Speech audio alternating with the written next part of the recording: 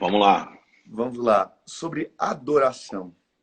É Legal. muito comum, né, as pessoas elas ligarem louvor como um sinônimo de adoração. Eu creio que louvor, a música, ela é uma parte da adoração. O senhor Certo. pode começar a falar um pouco sobre adoração. Quero ouvi-lo primeiro. Legal. Bom, de fato, a música, ela é um instrumento, ela é uma ferramenta que você usa na adoração. Adoração não é só música. Adoração é um estilo que você escolhe de viver para Deus, para agradar a Deus. Eu vejo fé, por exemplo, dentro desse conceito como adoração. Porque Hebreus 11 diz o seguinte: sem fé é impossível agradar. Então, para mim, uma pessoa que age com fé diante das situações, ela está agradando a Deus com a sua fé. A obediência e todos os valores bíblicos que você escolhe praticar é uma forma de agradar a Deus e de adorar. Agora, nós não podemos negar que Deus criou especificamente uma ferramenta que é a música, que ela tem poder em si mesma. Se você tirar todos os aspectos espirituais, a música em si tem poder. Sim. Agora, quando você usa essa música de forma consagrada, não só música, às vezes as pessoas confundem que louvor é tudo que fala Deus, né? Roberto Carlos tinha aquela música lá, Jesus Cristo, eu estou aqui. Ah, então é louvor. Não, não, para mim não é louvor. Para ser louvor, ela tem que ter uma letra que se dirija a Deus, mas acima de tudo, as pessoas acham que também o louvor é caracterizado só pelo poema, que é a letra. Não. Uhum. A música instrumental, a melodia, a harmonia, o ritmo, eles também são consagrados e eles também têm poder. E o poder da música, com o poder dela sendo dirigida de volta para Deus, meu Deus, ela muda atmosferas, ela muda, ela destrava sistemas, ela É. desfaz cadeias. Mais ou menos isso. Eu vejo, talvez seria correto a gente pensar assim, que a adoração, ela santifica a música, ela leva a música para o lugar Perfeito, certo. Se perfeito, você é um adorador, automaticamente nós adoramos, falando, um estilo de vida, adoramos através da nossa obediência. Nós estamos perfeito, obedecendo a Deus, cumprindo a palavra dele, cumprindo os desígnios, perfeito. automaticamente nos tornamos um adorador. Por nos tornarmos um adorador e obedecer a Deus, nos tornamos mais íntimos dele. E com essa intimidade, nós santificamos tudo ao nosso redor, aquilo que é nosso, né? Passa a ter uma função diferente. Perfeito. E da mesma forma, a música. Então, nós pegamos a música, a melodia, como tudo foi feito para a glória de Deus, aquilo que, digamos, que o mundo apossou, não é deles. Foi Perfeito. criado para a glória de Deus, só que foi esquecido, algumas áreas, né, foram esquecidas. E nós resgatamos aquilo, santificamos e transformamos aquilo em um instrumento de adoração, né? E eu vejo assim, que o louvor, como você falou bem aí, não é porque tem uma letra bonita que, no caso, é uma adoração. Eu costumo pregar e falar um pouco sobre isso, na questão que de uma fonte não tem como jorrar dois tipos de água. Exato. Então, a influência que está por trás da pessoa que está compondo aquilo também diz muito, né? Porque é muito comum, vamos trazer para algo bem prático mesmo, é muito comum um cantor secular, ele canta uma música muito bonita para Deus. Certo. Ele está louvando a Deus ali, mas não quer dizer que aquilo ali é uma adoração, porque tudo que tem fôlego louva ao Senhor. Então, automaticamente todo mundo pode adorar, adorar não, todo mundo pode louvar, reconhecer quem ele é, seja a Certo. pessoa ímpia ou não. Sim. Tendo essa base, aí o cara que é cantor secular, ele produz diversas músicas que falam sobre diversos assuntos, que não glorificam a Deus, mas produz uma que é bonita. Aí com aquela, ele ganha a pessoa, e a pessoa se simpatiza com aquele cantor. Aí é um pezinho, é uma brecha que foi aberta, ela começa dentro da playlist, não escutar apenas a música bonita, mas aquela música ela simpatizou com Sim. ele. Sim. E Sim. aí abre uma brecha muito grande. Eu gostei muito do que você falou sobre o poder da música, né? Até porque a ciência, ela nos mostra que a música, ela influencia. Tem tipo de música que a gente ouve que a gente fica mais calmo. Tem tipo de música que a gente escuta que a gente fica mais agitado, com raiva, Exatamente. dependendo daquilo. Se a ciência já mostra essa intensidade da influência da música, quanto mais no nível espiritual que pode acontecer. Exatamente. Exatamente. Você tocou num ponto que, inclusive, pode conduzir tudo isso para uma forte, tocar numa forte polêmica. Existem grupos hoje dentro da igreja, né, que aceitam e estão cada vez mais propensos, por uma influência, inclusive, de igrejas norte-americanas, de que não existe problema nenhum você ouvir uma música secular, né? De participar de eventos onde tem essa música e às vezes até em festas de aniversários de cristãos ou casamento, aí coloca uma música, né? Você dá uma pincelada nisso. E eu sei que isso é polêmico, tem pastores, eu respeito a posição, mas a minha posição, talvez na geração de hoje do que está acontecendo, ela pode ser considerada radical.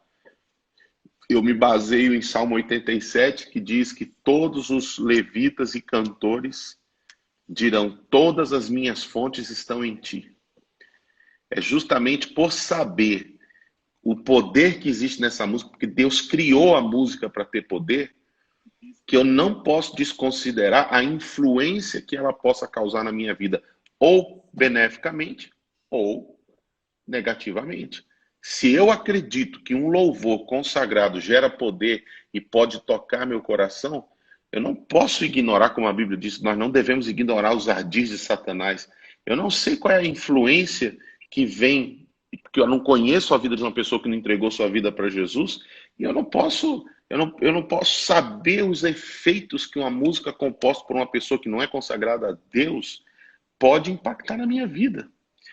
Eu sei que, só completando o raciocínio para não ficar monopolizando a conversa, Fica à vontade. eu sei que a experiência não fundamenta o princípio. Então, por isso que o que fundamenta o princípio é a palavra. A palavra, quando o salmista disse: todas as minhas fontes, diga os cantores e os músicos, ele está falando que a inspiração, a fonte da inspiração tem que vir do Senhor. Então, para mim, esse é um fundamento.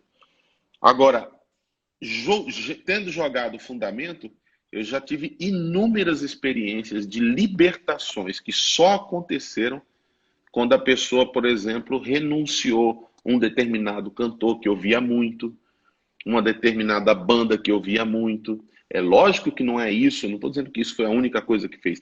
Vários aspectos, aquelas libertações que são longas, que as pessoas... E ali havia uma opressão fortíssima, maligna, e a gente ali buscando Deus direção, e era o envolvimento com aquela música. Olha que coisa. O sentimento, toda música tem um sentimento. Ela é uma combinação da inspiração da pessoa, do que age na pessoa e das coisas que ela ouve e ela coloca naquela música. Então eu já lidei com casos, Rafael, de pessoas que tinham forte pensamento suicida, mas forte, forte, uma coisa assim, ia para a igreja, adorava, buscava, jejuava, lia a palavra, participava da célula, participava de tudo, mas era assim, constante esse pensamento até a gente descobrir, por ajuda do Espírito Santo, de que era o tipo de música que a pessoa ouvia. Ela Uau, abandonou a música, acabou a opressão. uau. Então, Eu creio muito e estamos alinhados nessa visão radical para os dias de hoje. Até porque é algo, eu acredito, meio óbvio, porque nós seremos cheios daquilo que estamos nos alimentando. Isso exato. vale para o nosso corpo, nós iremos engordar se comermos determinado tipo de alimento, e também Sim, no âmbito espiritual. Então, se a pessoa que está compondo aquela música, canta aquela música, está sobre um jugo, sobre uma fonte que com certeza não vem do Espírito Santo, porque a Bíblia, Jesus é claro, né, dizer que após a pessoa ser liberta, se a casa estiver vazia, aquele espírito volta com 7 piores, aí eu entendo isso. Ou a pessoa está cheia do Espírito Santo, ou ela está cheia de influência por um outro lado, né? Perfeito. Uma influência maligna. Então, sendo assim, ninguém está, digamos, no meio termo. Tá? Eu estou cheio dos dois. Parte minha está com espírito, parte minha está cheia de influência maligna. Então, se a pessoa está cheia do Espírito Santo, ela vai alimentar as pessoas com aquilo que ela tem dentro dela. O Perfeito. contrário também é correto. Se ela está por influência maligna, as pessoas estarão debaixo desse jugo. Aí, por exemplo, vamos ser um pouco radical aqui, talvez, não era o propósito, mas falar de alguns nomes. De um estilo musical, na verdade, nomes não. Numa música sertaneja, onde as músicas levam a carência, levam a sofrência. Se a pessoa se alimenta daquilo, ainda mais na geração que vivemos, que tem uma tendência à depressão muito grande, digamos que é o mal da nossa época, ela vai se alimentar daquilo, ela vai ficar presa, acorrentada a esse sentimento. Ela não vai conseguir liberdade daquilo, ela vai estar se alimentando somente da carência. Agora, se ela larga isso e começa a alimentar daquilo que vem do alto, ela com certeza vai ter uma cura, uma libertação, né? Com certeza. E isso é tão forte sobre essa questão da fonte, que nós vemos louvores antigos que há 20 anos atrás foram compostos, mas foram compostos no centro da vontade de Deus. E quando eles começam a fluir dentro de uma igreja, o ambiente muda, a presença de Deus vem, pessoas Sim. são libertas, pessoas são curadas, Sim. porque foram nessa raiz, né? Na raiz do evangelho, na raiz da Perfeito. palavra. Perfeito. Então, isso eu concordo 100% e devemos ser radical, porque não tem como negociarmos, né? Você sabe, eu quero acrescentar mais um ingrediente nisso aí. Inclusive, a gente entrou nesse assunto, eu estou escrevendo um livro sobre esse assunto. Uau! E um dos Tá textos que escrito. um dos textos que fundamenta também isso é aquele texto dos evangelhos, quando Jesus disse: se teus olhos forem bons, todo o teu corpo será bom. Se teus olhos forem maus, todo o teu corpo será mau. Uau! Tá, mas aí o que isso tem a ver com a música?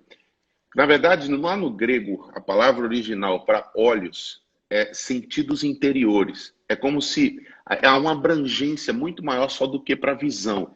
É como se o texto estivesse dizendo assim: se o que você internaliza é mal, todo o teu corpo será mal. E nessa palavra, a abrangência cabe para ouvidos, para olhos e para tudo que vem do mundo exterior para o teu mundo interior. Então, a ideia do que Jesus estava dizendo com isso é que o que você internaliza, seja por qual sentido for, vai provocar ou mal ou bem na tua vida. Então, isso se aplica à música. Exatamente. Agora vamos esclarecer algo. Tá. Esclarecemos aqui a questão secular e cristã. Agora, Perfeito. toda música cantada na igreja, ela Hum. teria influência divina? Ou então, todo cantor gospel, porque ele fala de Jesus, aquela música, ela vem de Deus, vem do Espírito Santo? Excelente pergunta. Eu acredito que depende do tipo de vida de consagração que aquela pessoa tem. Eu não estou falando de perfeição. Eu sou o primeiro a assumir isso, com esse meu temperamento hemorrágico que eu tenho, né? Não é nem sanguíneo, é hemorrágico. Eu dependo completamente da graça, da misericórdia, do perdão. Quando eu falo de consagração, eu não falo de perfeição, mas eu falo de um coração inclinado, que inclusive quando erra, se humilha com muito quebrantamento. Esse tipo de vida, esse tipo de consagração é o que determina o valor, o poder e a influência dessa música, da música que compõe. Por exemplo, às vezes tem músicas que você canta que elas nem são tão elaboradas melodicamente, harmonicamente, ou nem com letras tão poderosas. Às vezes uma frase, tipo, eu me sinto tão bem em tua presença.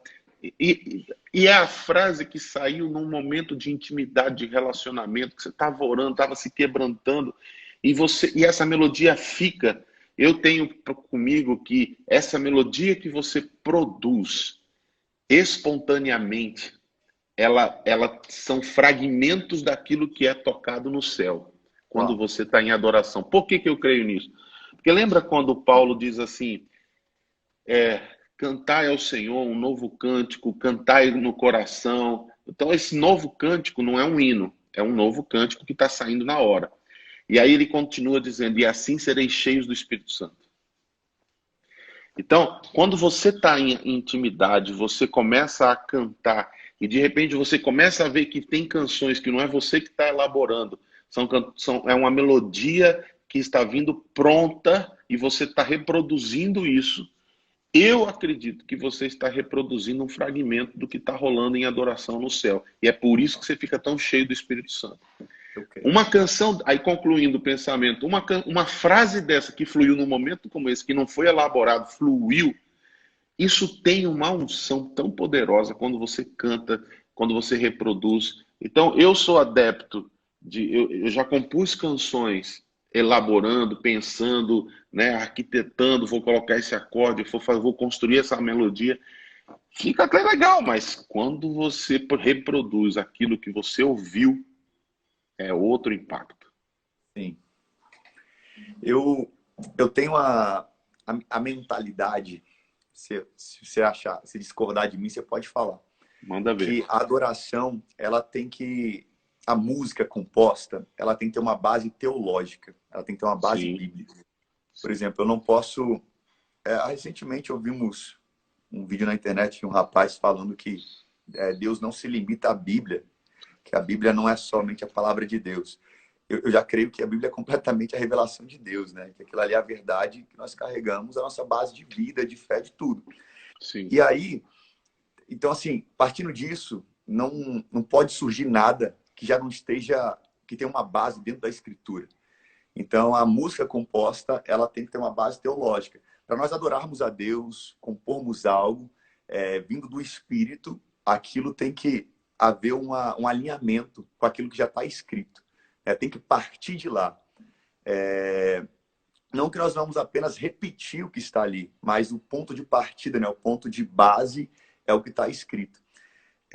E hoje em dia nós vemos, dentro de alguns cantores gospel, compondo músicas que elas saem um pouco da escritura. E a gente sente isso, né, quando está escutando, sim. quando está no espírito, quando estamos adorando, que aquilo há algo faltando, né? Há algo que não, algo errado não está certo.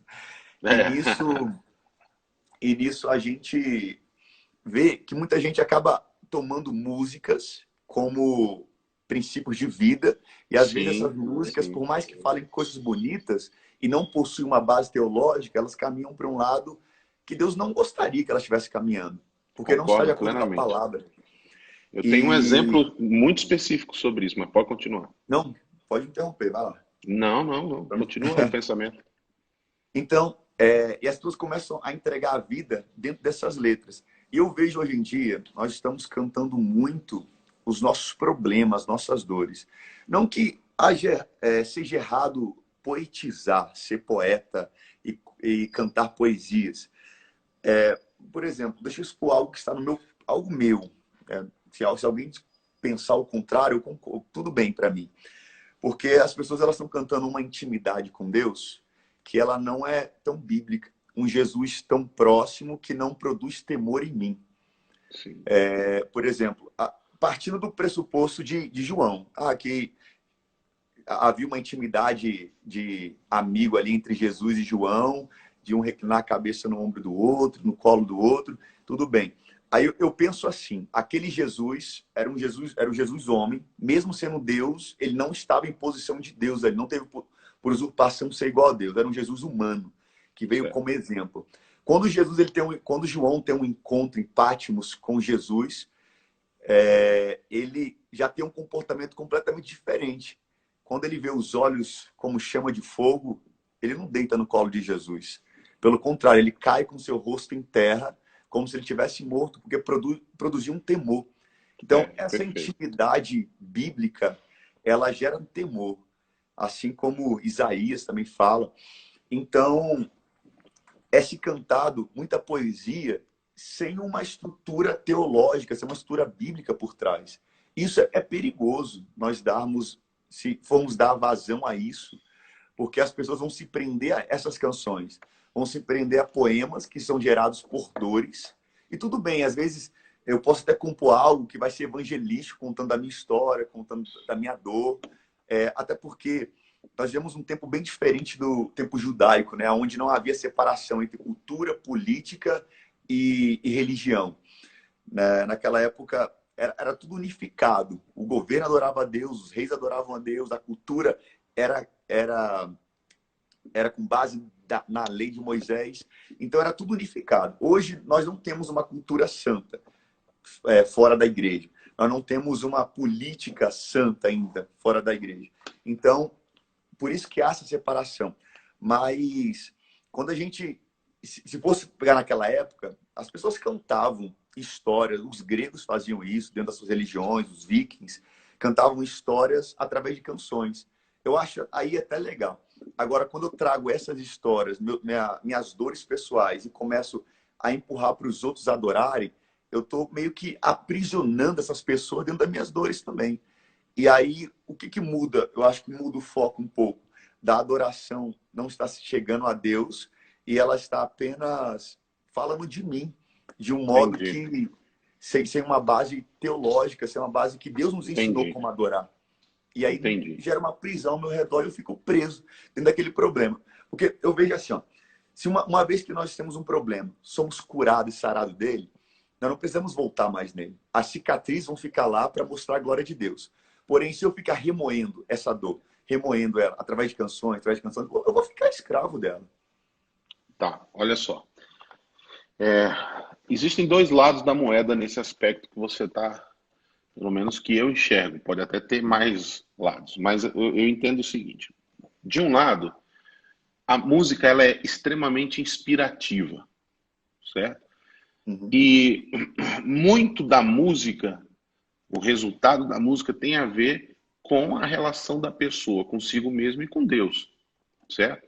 Por Sim. exemplo, eu já tive experiências com música, com a minha própria música compondo na hora da adoração, adorando espontaneamente, que um ô me trouxe um grande alívio.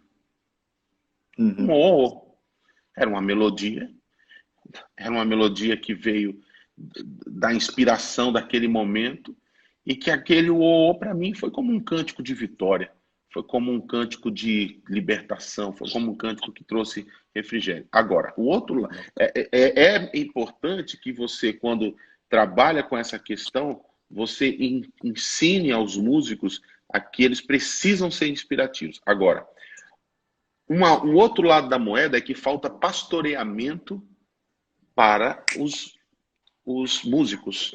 Mentoreamento. O que acontece? Se não tiver um mentoreamento, nem tudo que eu produzo naquele momento que foi fantástico para mim, necessariamente tem que ser passado para a igreja. Sim. Ou, no mentoreamento, o pastor, a autoridade, pode orientar a pessoa. Falar, olha, você teve uma experiência muito forte, isso não quer dizer que isso é para toda a igreja, mas você pode aproveitar essa experiência se você construir a partir disso aqui. Construa, Uau. então, a partir desse... Digamos que foi aquele meu. Aí um mentor sobre mim fala assim, olha, muito lindo esse mas eu não posso trazer esse para a igreja sozinho. Eu tenho que ter uma mensagem. Então, construa em cima desse O que esse trouxe para você? Foi um momento de libertação. Então, veja texto de libertação. Olha, por exemplo, esse texto aqui. E você constrói, então, agora a música em cima desse O. O pode ser uma ponte, pode ser um coro, mas você vai ter uma construção teológica com base bíblica em cima disso. O que eu tenho visto é que muitos cantores e músicos extremamente capacitados, com dons sobrenaturais, músicos excepcionais, não são mentoreados, não são pastoreados. E aí tem realmente causado Tem confusão na como igreja. rotularmos isso aí, dizer por falta de pastores ou por falta de submissão deles? Você acha Ambos, qual é a ambos. maior causa? Ambos. Eu vejo que muitas vezes pastores respaldam porque esses músicos geram popularidade. atraem números e eles respaldam até de uma forma sem muitos limites. Ou às vezes, porque o próprio pastor, hoje em dia, esse troca-troca e deslealdade, uma geração hoje que não tem raiz, não é? Então, às vezes, o pastor dá uma apertadinha, o cara já passa para outro ministério. Aí já deixa tudo. E aí gera esses conflitos e que impede o crescimento. E isso vai gerando uma igreja, uma geração que está vindo aí, muitas vezes imatura musicalmente falando. Então, eu acho que tem a ver com os dois, sim. Mas eu entendo que vai ter que partir muito mais das autoridades espirituais de conquistar essa galera, de abrir o espaço e dizer assim, olha, tem espaço aqui na igreja. Agora, temos regras. Para mim, não é só música, tem que ter caráter, tem que ter vida, tem que ter discipulado e fazer de tal forma que cative os corações e assim a gente possa produzir uma música santa e poderosa. Tem que haver uma convergência entre o coração dos pastores e líderes no geral. Porque, Sim, porque o cara sai da minha igreja porque não quis submeter algumas regras. Aí ele vai para outra, e na outra ele tem é, total abertura. E o pastor nem procura saber por que ele saiu. Não procura saber o que exatamente. aconteceu. E aí o pastor dá liberdade só por causa dos números, muitas vezes. E nessa liberdade, o cara teve sucesso lá, ele vai continuar tendo sucesso. E aí não vai ter nunca um conserto na vida dele. Ah, Que bom que isso saiu da sua boca. Mas é e, nem foi, exatamente isso. e não foi combinado, né? Não foi combinado. Mas é exatamente isso. É exatamente isso. É, altares em que os pastores definem estabelecer regras, critérios e dizer aqui não funciona desse jeito. E aí ele sai dali porque ele sabe que no outro ministério, ele assim que chegar, ele vai ter a oportunidade de estar no altar tocando. Mas ao mesmo tempo, eu vi muita gente ter a vida destruída por causa disso. Porque valorizou o dom em detrimento do caráter. E aí, isso, aí não tem como, mais cedo ou mais tarde vai haver a derrocada, não tem como impedir isso. Até porque princípios eles não são negociáveis. Eu vejo. Vamos tocar num ponto que Tá, acontece entre as gerações, é um choque geracional aí. Nós tá. tínhamos um estilo de adoração alguns anos atrás, nós temos um novo estilo que o pessoal chama de worship. E dentro desse estilo, há um choque muito grande da nova geração de não aceitar o estilo antigo e o estilo antigo, e as pessoas mais antigas, não, muitos não querem aceitar o novo. Acredito que nós temos que orar, né, e trabalhar nessa convergência geracional. Até tive conversando com um pastor há pouco tempo sobre isso, numa live, sobre essa convergência. E, inclusive, na música, na adoração que nós nos propomos a fazer, tem que haver essa convergência, né? Tem que Sim, haver essa ligação, para que não venha haver choque. E vamos lá, eu queria assim como o nosso estilo pastoral de vestir vem mudado, né? Vem mudando. Antigamente só subia no púlpito, eu mesmo na minha adolescência só subia no púlpito de terno e gravata.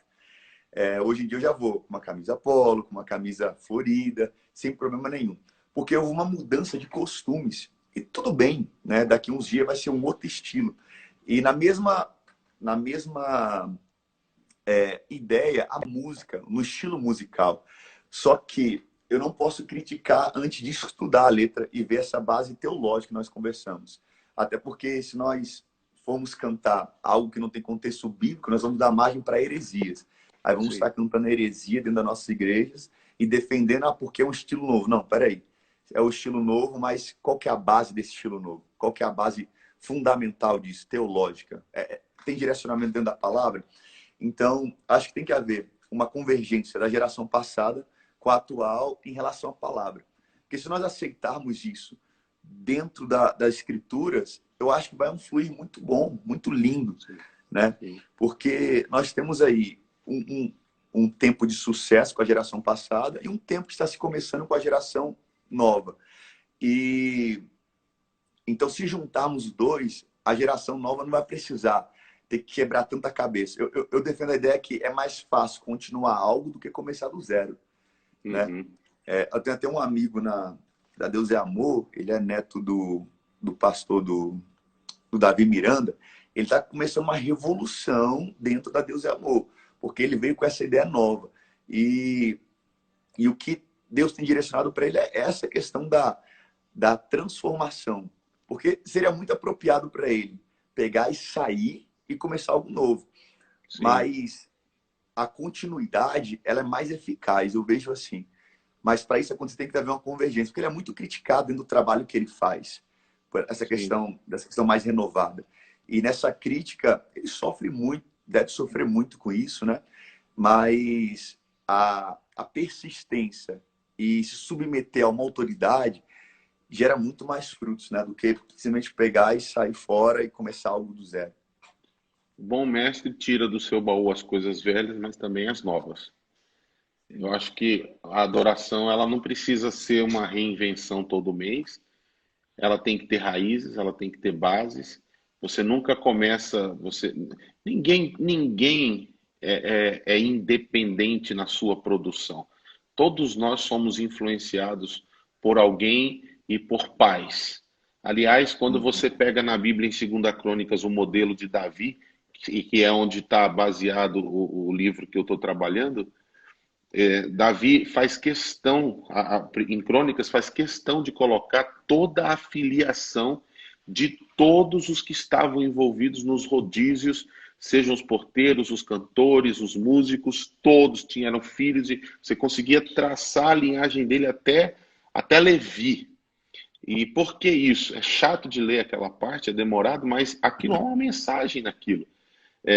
A música, a adoração, ela tem que ter paternidade.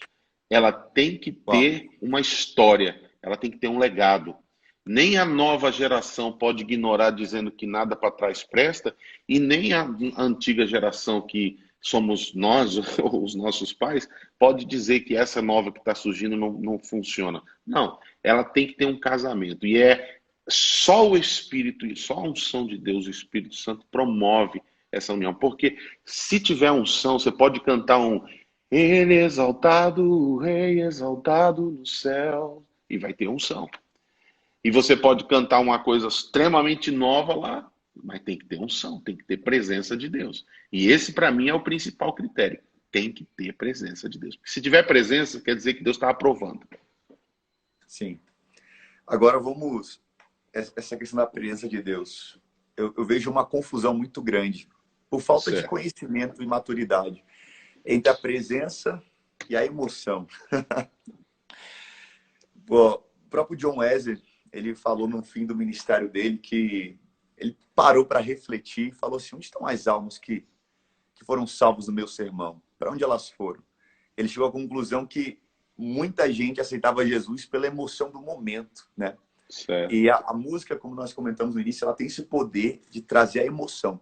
Eu vejo que a emoção ela pode ser um instrumento para nos levar até o Senhor, mas ela muitas vezes não quer dizer necessariamente que você está se emocionando, que de fato algo está acontecendo. Porque quantas vezes a gente já chorou em algum filme, chorou em alguma música, uma canção, mas aquilo não gerou transformação em nós. Exatamente. Eu quero entrar num ponto que louvor, como eu falei no início, qualquer um pode fazer. Agora, adoração, somente aqueles que nascem de novo. Isso. Somente aqueles que entenderam assim: opa, agora eu tenho uma nova vida, novos princípios, uma nova trajetória, uma nova forma de pensar, uma nova forma de ver. Isso. Aí eu consigo adorar. Isso. Então, nisso, aí eu sei que vamos lá, eu sei que eu estou adorando quando que não é emoção, quando os meus princípios mudaram. Quando a minha forma de ver as coisas, de pensar mudaram. Aí eu sei que não é emoção. Se eu estou cantando, eu saio do culto, da adoração, chorando, posso ter babado na presença de Deus ali, aí eu saio e nada mudou em mim, aquilo ali foi emoção. Você concorda com a forma que eu de colocar? Veja bem, estou entendendo o seu ponto, estou entendendo, mas eu entendo também o seguinte: a presença de Deus pode ter estado ali, mas a pessoa não decidiu, depois de ter estado na presença de Deus, permanecer. Por isso que Jesus fala tanto sobre se permaneceres em mim. Por exemplo, Saul foi em busca de Davi, mandou seus soldados e tal. E Davi estava entre os profetas, escondido. Quando eles chegam lá, o Espírito de Deus desce sobre eles, eles começam a profetizar. Não foi Deus, então? Foi emoção deles? Tanto que ficou um ditado até os dias de hoje, diz na Bíblia, está também Saul entre os profetas? Por quê? Porque quando Saul resolveu ir, o Espírito de Deus veio sobre ele e ele profetizou. E aí a minha pergunta, foi emoção ou foi Deus? Foi Deus. Sim. Mas o que aconteceu que Saul não mudou o seu coração? Porque ele estava enraizado no seu orgulho, enraizado nas suas vaidades, tinha se afastado de Deus, não se arrependeu. Ele teve a chance na hora que ele experimentou Deus. Então eu acredito que pode ter momentos que são emoções, que a pessoa chorou, sim, mas também pode ter momentos em que Deus estava naquele lugar e a pessoa sai dali e não se posiciona. Ela não tomou sua decisão. Nós somos um momento bem delicado, como a gente comentou sobre a geração, a depressão, ela está tomando os jovens e tudo mais. É uma geração bem emotiva, né? E Certo. então tá cada vez mais difícil da pessoa discernir, eu acho pessoalmente, o que é emoção e o que não é. Para as pessoas que estão começando uma caminhada, né? Porque elas são emotivas e que choram por qualquer motivo, elas estão quebrantadas, elas estão fragilizadas. Então, vamos lá, elas entram numa igreja, às vezes Deus fala com elas, às vezes Deus libera algo, mas aquilo não gera uma transformação no interior dela. Elas não saem de Certo. lá com um espírito adorador, não recebeu a transformação de vida. Aí quando volta para a sua vida, chega numa segunda-feira, a rotina, deu de cara com a sua rotina, com seus problemas do dia a dia, ela começa a ter os mesmos posicionamentos que ela tinha antes de ter aquele encontro com Deus. Aí eu concordo muito com o que você falou na questão de Deus falou, mas a pessoa recusou aquilo. Ela não quis continuar e permanecer naquela presença. Mas eu também vejo esse lado que as pessoas elas estão muito emotivas e essa emoção tem confundido a visão. Não está sendo tão clara a visão delas. Porque muita gente está indo, adorando, louvando, cantando, e só por ir. E aquilo não está gerando uma transformação, né? Aí eu vejo que podemos colocar aquele ponto que foi um louvor, mas não foi uma adoração genuína. Porque a adoração genuína ela vai de quem nasceu de novo, de quem teve um encontro real com Jesus. Porque, por exemplo, a mulher samaritana, quando encontra com Jesus, ele fala assim, ó, somente aqueles que me adorarem, aqueles que irão adorar apenas em espírito e em verdade. Não é mais num local, não é mais num templo, em qualquer lugar, mas tem que estar no espírito. Nosso espírito tem que adorar ao Deus que é espírito no espírito. E também na verdade, dentro de uma teologia, dentro da palavra. E quando eu entendo isso, eu passo a caminhar segundo essa palavra, em obediência. Então, para essa adoração em espírito e em verdade ser concluída, eu vejo que é necessário essa transformação para uma adoração genuína. Se não há transformação, não há uma adoração genuína, há um louvor, há um cântico bonito, como Roberto Carlos, por exemplo. Ele louvou. Os pássaros louvam, a natureza, a terra louva ao Senhor, porém não adoram, porque não teve essa transformação. Pode Sim. desenvolver Sim, aí, não. pode abordar Não, tá também. certo, porque a adoração ela é um resultado de quem é filho, quem é nascido de novo, quem tem o espírito recriado. Se Jesus diz que o Pai procura aqueles que adoram em espírito, o teu espírito não pode estar morto, o teu espírito não pode estar separado, que Sim, morto é separado. Então você tem que ter esse espírito. Agora, naquele ponto que você tinha colocado, até o nosso pastor de casais entrou aí, ele colocou a parábola dos semeadores. É uma boa colocação naquele aspecto que você estava falando. A mesma semente foi colocada e um não ouviu, dois começaram e desistiram, uhum. e um só de cada quatro, um permaneceu e deu frutos. Então, de fato, é possível. E a semente foi diferente para alguns corações? Não. Sim, Eu uso esse princípio para dizer isso também a respeito da adoração. Você pode, Concordo. de repente, estar num ambiente de adoração poderoso no salão, na igreja, e pessoas saírem dali, meu Deus, mudei de vida. Aquilo foi fantástico. Porque há uma combinação. Deus não força nada na vida de ninguém. Não é Sim. verdade? Deus dá oportunidade para que a pessoa decida. Agora, quanto a esse último ponto que você falou da adoração, sim, eu concordo com você. Todo ser que respira louve. Então, todos estão aptos para louvar, mas a adoração tem que realmente ter um espírito. É diferente. Vamos partir aqui do princípio que todos nós nascemos, temos um propósito de vida. Qual é o propósito de vida geral? Adorar o Senhor. Através da nossa obediência, através da nossa vida. Esse é o ponto. Agora, sendo que nós somos criados para adorar, somos adoradores de natureza, algo tem que estar sendo adorado em nossas vidas. Se a pessoa ela não está adorando a Deus, algo está sendo adorado. Seja o dinheiro, seja a própria arrogância, como você falou de Saul, a própria soberba, o próprio eu, o seu próprio talento. E eu acho que as pessoas têm que começar a enxergar isso. Se eu não estou Sim. conseguindo adorar a Deus com a minha vida, eu estou adorando a algo. Já que eu nasci para adorar, eu sou um adorador por natureza, o que eu estou adorando ou quem que eu estou adorando? Não é mais ou menos aí? Acredito, sem dúvida. Senão, não haveria tantos textos que falassem sobre guardar o coração, sobre priorizar o Senhor, buscar em primeiro lugar o reino, ou seja, estabelecer Jesus no centro, porque se ele não estiver, outra coisa vai estar. Isso aí, sem dúvida. Isso aí não tem. Cabe a cada um, eu acho que analisar como é que está a sua vida, o que está acontecendo, aonde que o seu coração tem estado, né? Aonde que o centro da sua energia, da sua força tem se aplicado. Então, quem você está adorando ou o que você está adorando. Porque tendo essa conclusão, a gente consegue, de fato, reestabelecer o nosso altar Amém. e entregar a Deus aquela adoração genuína. Perfeito. Perfeito. Concordo Amém? com você. Eu tinha, quando eu estava orando aqui, antes da gente começar, eu separei algumas coisas aqui, mas eu quero encaixar dentro daquilo que você está programando aí. Então, Não, fique à vontade, seja livre aí. Eu confio, vamos lá. lembra que eu citei sobre um coração quebrantado, né? Quando eu entendi sobre adoração na minha adolescência e entendi o meu chamado, a primeira coisa que Deus me mostrou foi exatamente essa.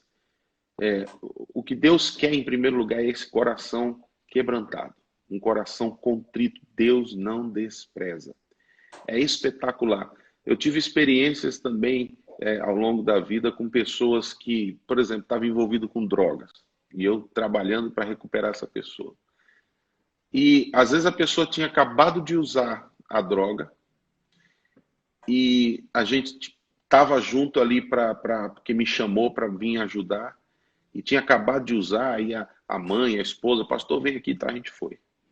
Aquela pessoa, ela, na hora de orar, ela fez uma entrega tão poderosa, mas um quebrantamento, um choro, uma busca, ela começou a se derramar de Deus, que você fala assim, esse quebrantamento tem um poder tão intenso de reconectar as pessoas, que muitas vezes eu fui abençoado com a oração daquele drogado que em arrependimento buscou a Deus.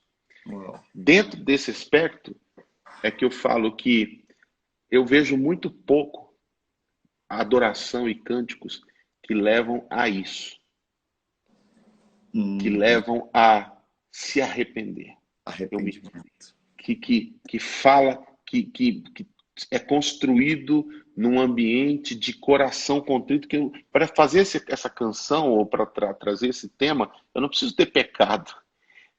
Nós somos pecadores e quando eu reconheço isso e vou para Deus e reconheço o seu perdão, a sua misericórdia, eu deixo até essa dica.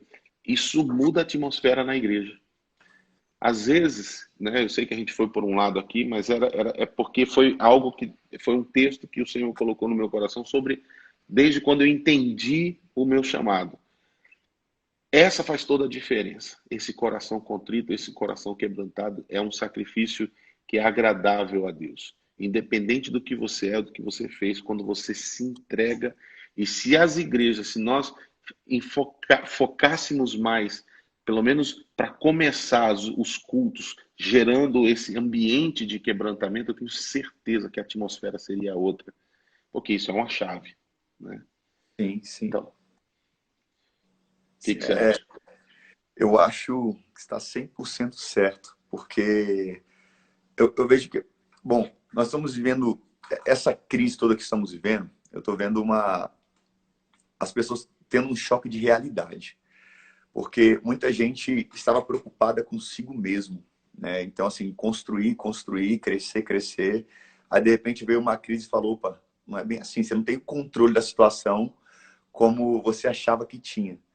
E então as pessoas elas estavam muito cheias de si mesmo, um coração muito duro, às vezes chegando ao templo para cumprir uma tabela ou simplesmente eu conheço uma galera com essa mentalidade. Eu vou chegar lá para aprender Certo. algo novo. Eu vou chegar ali para simplesmente absorver uma palavra nova que o pastor é inteligente. Então ele vai falar uma sacada boa e eu vou trazer isso para minha vida.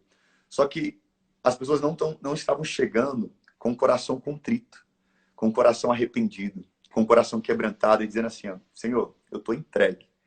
Aquilo que acontecer aqui, o Senhor pode fazer o que o Senhor quiser hoje, falar comigo, me transformar, me mudar. Então, as pessoas estavam chegando muito endurecidas, enrijecidas, ao ponto de irem, vamos lá, vou aprender, vou assistir uma palestra, vou cantar umas músicas, mas não ao ponto de chegarem se entregando por completo. Como você falou, é uma chave. É uma chave. E é o ingrediente principal, porque Jesus abordou isso quando ele contou a parábola do cara que chega na igreja para orar, o fariseu, e ele Isso. faz aquela oração. Obrigado, porque eu não sou isso aqui. Aí o outro, simples, e Jesus fala assim, não teve coragem de levantar a cabeça, só batia no peito, dizendo, Senhor, tenha misericórdia de mim.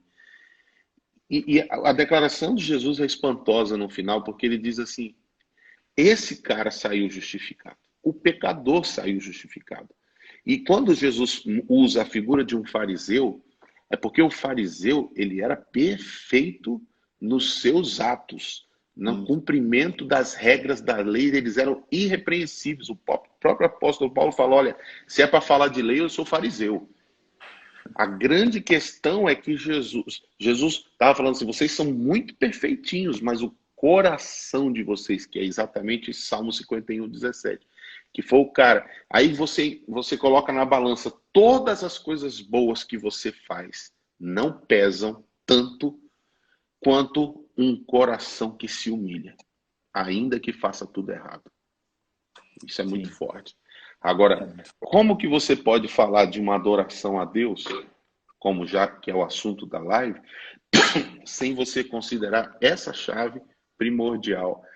Porque você, às vezes, Rafael, falando de forma didática, como ministro de louvor que fui durante muitos anos e ainda pratico mesmo pastoreando, muitas vezes a gente viu e passou experiências de você passar metade do culto tentando fazer o culto engrenar. Né? E puxa uma música daqui, puxa uma palavra dali, ora aqui, pega na mão, faz isso, faz aquilo. E é totalmente diferente quando você estabelece esse fundamento de, gente, é o seguinte, a gente sabe que a gente não merece estar aqui. Antes de você pensar em receber uma palavra ou alcançar uma vitória aqui, vamos reconhecer. Pensa no teu dia como é que foi, pensa na tua semana, pensa as coisas que você fez. Se humilha. Vamos ter um tempo para a gente orar e pedir perdão a Deus. Isso muda totalmente a atmosfera.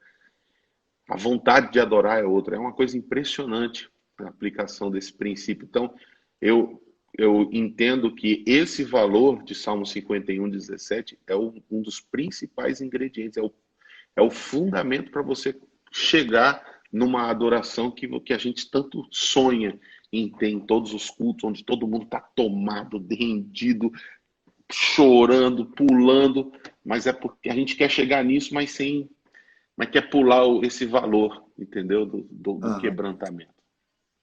não é a forma que a gente chega no culto, ela muda completamente o ambiente dentro de nós, né? Para adorarmos a Deus. Mas não só apenas no culto, mas no nosso dia a dia, a forma que nós Sim, caminhamos, que sim, nós sim, vivemos. perfeito. Mas trazendo isso mais para o culto, isso é tão real o que você está falando, porque as pessoas elas chegam com um intuito diferente muitas vezes, né? Eu vou chegar para poder servir. Tudo bem, eu vou lá para fazer, para tocar. Vai lá, toca, faz o dela, mas esquece do pessoal dela com Deus. Ela vai lá Sim, fazer algo, mas ela se esquece de se quebrantar, de se abrir para Deus. Ela vai cumprir uma exato. tabela. Eu acho que está faltando pregarmos mais sobre isso mesmo, porque, vamos lá, as pessoas chegam, elas até estão servindo com excelência, estão fazendo até o melhor dela, mas às vezes para a igreja e não para Deus. Para ter um culto bom, uma música boa, legal, a forma de pensar tá legal. Só não é essa a essência, né? Porque se ela fazer isso com o coração quebrantado, automaticamente já vai sair o excelente, acredito eu. Sem E, dúvida. Você inclusive, vê, vai lá. pode falar. Assim, inclusive pregadores também, na forma de quando vão pregar, pastores, quando vão cuidar de pessoas, quando vão Sim. gerir alguma coisa, se começarem a fazer isso com o coração contrito em tudo na vida, mas específico nessa parte da área da igreja, de estar no templo, já muda toda a ótica da situação. Muda, muda. Você quer ver uma coisa?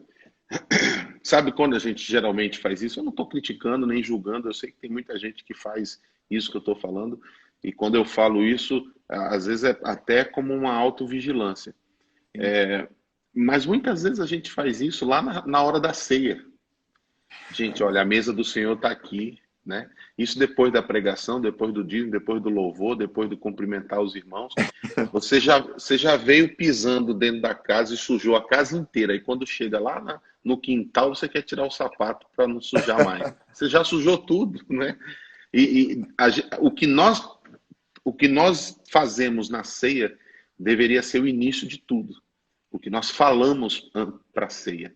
Uma outra coisa sobre esse texto também é o seguinte: o ambiente muda quando a pessoa entra num arrependimento e num quebrantamento, que às vezes tem mais unção numa busca, numa oração de sincero quebrantamento, do que em 10 canções poderosíssimas, cheias de mensagens fortes. Mas quantas vezes eu mesmo e eu vi outras pessoas, como daquele ex-drogado que eu te falei, que encontrava momentos de completa redenção e paixão, sair dali chorando e decidindo nunca mais eu vou fazer isso, mas simplesmente porque foi dada a orientação e a chance dele se humilhar. Eu vejo isso como um pontapé inicial para uma verdadeira adoração.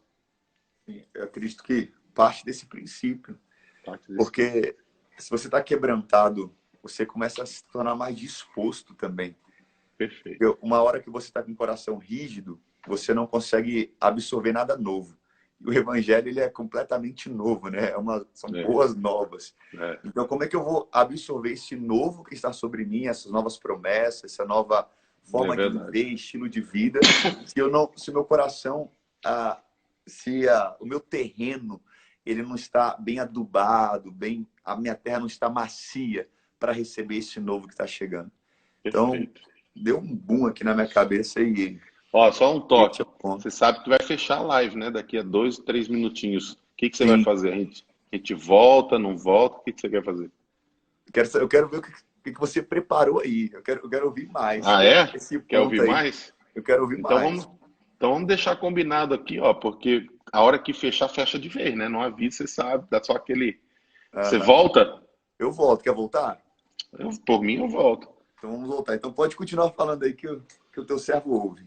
Esse, esse primeiro texto foi um texto que marcou a minha condição. Eu mesmo, na minha adolescência, quando no meu quarto fechado com violão, comecei a ter minhas primeiras experiências, havia crises, né, em mim mesmo, falar assim, mas eu sou tão imperfeito, há tantas falhas. E aí o Senhor me trouxe esse valor aqui, né, de Salmo 51:17. Logo em seguida, entra um outro texto que tem a ver com o chamado, que é algo que tem a ver com o ministério, que é o texto de 2 Crônicas 29:11, que diz: Filhos meus, não sejais negligentes, pois o Senhor vos escolheu para estar diante dele, para os servirdes, para ser seus ministros e queimardes incenso. Então, ministerialmente, uma das coisas que eu vejo, já que a gente está falando de adoração, é inevitável você falar dos músicos, porque os músicos são as pessoas que conduzem a igreja, né, com a sua guitarra, sua música. Só que a gente vê músicos cujo único critério é ser músico. O único critério é saber tocar bem, cantar bem. E nesse texto, que é uma chamada para sacerdotes e levitas, ele fala assim, que não pode ser negligente, porque Deus escolheu para servir, ser ministro e queimar incenso. Queimar incenso é oração. Então, para mim, um dos critérios fundamentais para alguém que adora é que tem que ter uma vida de oração. Tem que ser alguém que serve. Tem que ser alguém que não só toca. Ele tem que servir o rebanho. Está escrito aqui. Servir ao Senhor. Deixa eu fazer uma pergunta. Pode servir como um termômetro? 2 minutos, 1 minuto e meio vai acabar. Você volta então, a pergunta fica aqui para a resposta ser no próximo. Pode servir de um termômetro, por exemplo, a ordem de pregar o evangelho, fazer discípulos, ganhar almas para Jesus, ela é para todos. Pregar o evangelho e é para todos. Os músicos. Independente do dom, independente da eloquência, é para todos. Então, pode servir de um termômetro para o ministro de louvor, o resultado que ele está tendo com a adoração, com o ministério dele, se almas estão vindo, se o quebrantamento está chegando, se as pessoas estão servindo como um espelho, como a imagem de Cristo para essas pessoas.